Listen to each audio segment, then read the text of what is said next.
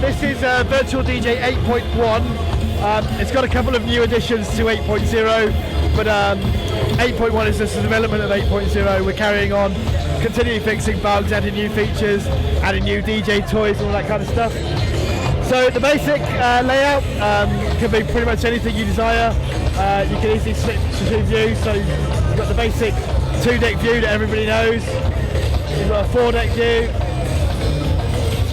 and you've got built in, you've also got a 6-deck view as well. You see there, you've got that, and you've got some mini decks, so you can swap them in and out and stuff. We've got it set up today here with a Pioneer ddj-sx, which actually comes with the full version of Virtual DJ in the box with it. Absolutely free, the full Infinity version. So the software itself, everything you could possibly imagine, audio, video related. You've got a fantastic browser. You can create filter folders, filtering on any criteria you could possibly imagine. How many times you've played a song, when you last played it, all the songs you've played in the last month, anything like that. You can create a folder so your tracks are all organised and grouped however you can imagine. We've just added integration with Shazam, so you can create playlists offline in Shazam, or you can Shazam your tracks and then access them in the software. Tied in with that is a streaming service where you can access online audio, video and karaoke from our fully licensed legal catalogues of audio, video and karaoke tracks, individual subscriptions for each which you pay for, and you can access directly the software, and you can access offline as well. So what we've got here are sound reactive visualizations created by Milk Drop, which you can have automatically start when you load an audio track, or you can just overlay it as I have here temporarily. And you can configure a whole bunch of the options, and you can change. There are a whole load of presets out the box, and they're all sound reactive.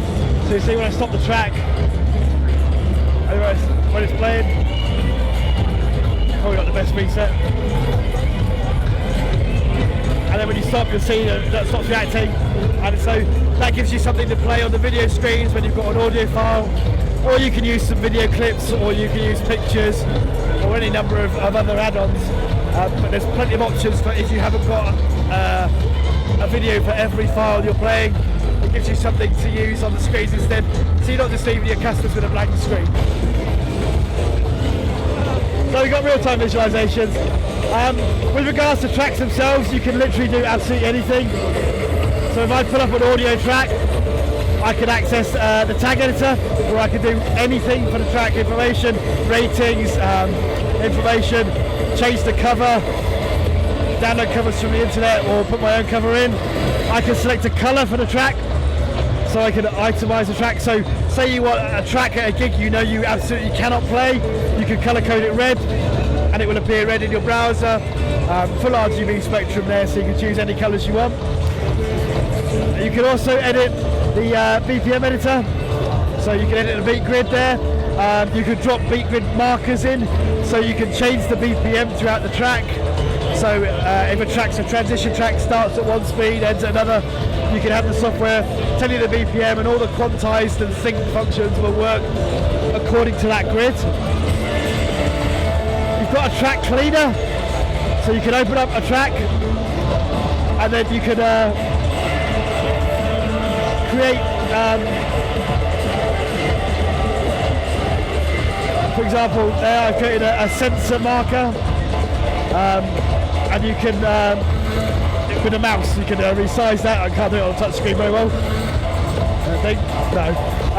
But you can move that around, position those so you can censor out parts of a track, you can remove parts of a track, or you can stretch a part of a track over another, effectively leaving it over the top of it. So you can create a clean edit from a dirty edit without having to have two files, and the save file doesn't take up any extra space. It's saved as a description, so if you do it with a video, you don't end up with 300 or 400 mega files, you'd end up with the one file and a descriptor. There's a video editor as well, so you can edit your videos, and you can overlay text, images and other videos on top of that as well. So you can automatically put messages or pictures or you can cut bits of a video out, edit it around, and play with that, and save those as new edits as well. You can also add a video to an audio file, so you can tie two files together, or if you've got a video file that's got poor quality audio, you can then remaster that yourself without having to do it in a video editor. We've also got the point of interest editor, which is an enhancer of cue points. So you can create cue points, you can also create save loops, action markers to have things happen automatically when you get to that point in the track. So you can say, at this point, I want the flanger to activate, or I want the filter to activate, I want this to happen, I want that to happen. You can set up all your auto mix markers and your load points in there. You can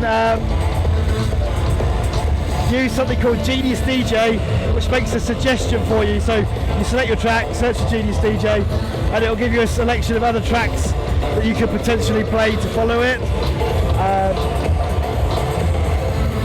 There's a whole new sampler with multiple banks, and you can scroll through the banks, and you've got this concept of groups of samples. So I can start a kick playing and a hi-hat playing, and then if I switch to a different kick, for example, it'll cut over that kick, so they're grouped together, and they're all quantized and synced if you want.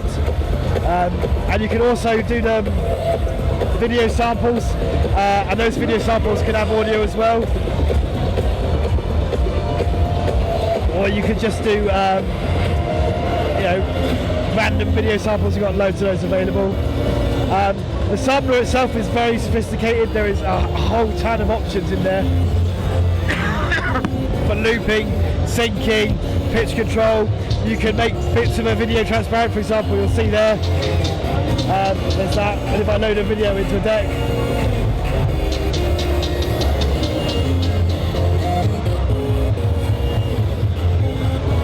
you'll see that the border that I put in there for that video sample is got the video transparent, so you can do sampled video effects over the top of your thing. I'm just looking for.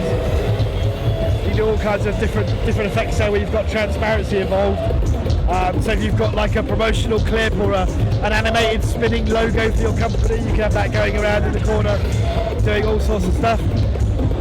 There's a whole new auto mix editor. So as before, you can change the view here to a touchscreen friendly one. So if you've got your playlist of auto mix tracks, and you can just say, go ahead and mix those with whatever type of mix I specify, be it a fade mix, a beat mix, or a real silence, or you can go into the editor and match up your mixes ahead of time, so you can then move the tracks around where they overlay. You can resize how they mix, and if they're video tracks, you can even predefine what video transition it uses to do that mix.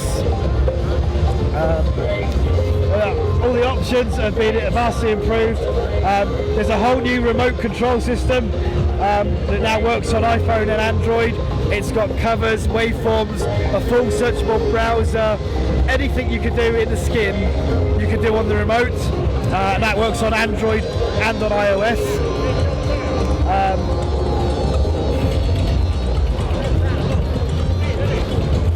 Trying to think now.